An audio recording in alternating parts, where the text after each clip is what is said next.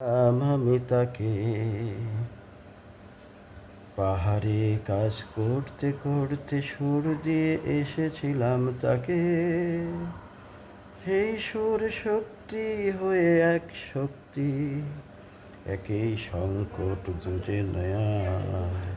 ভয় ভীতি পেরিয়ে কাজে এগিয়ে সফলতা অর্জন করব।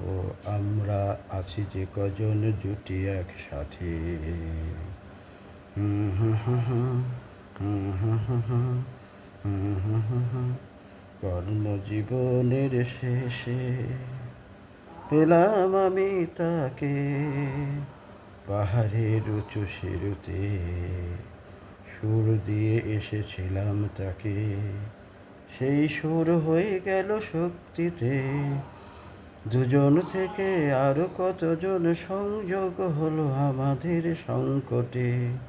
সেই সংকট একসাথে নিরসন করব একযোগে। কোনো ভয় করি না, কোনো ডর করি না, ইমানের শক্তিতে এগিয়ে যাব একসাথে। সফল অর্জন হলে সেই অর্থ দিয়ে যাব সৌদি আরবে। আল্লাহ তুমি কবুল করে নাও, ভালো নিয়তের সাথে তোমার শক্তি যদি থাকে, তুমি ছাড়া আর কে দিতে পারে।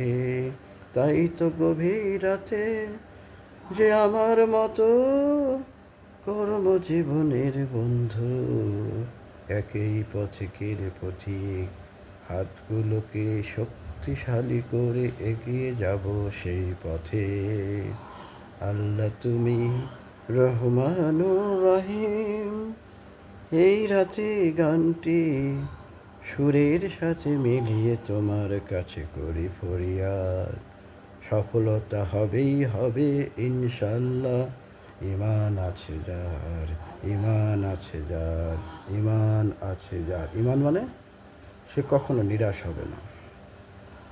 নিরাশ যা হয় সে প্রকৃত মুমিন থাকে না।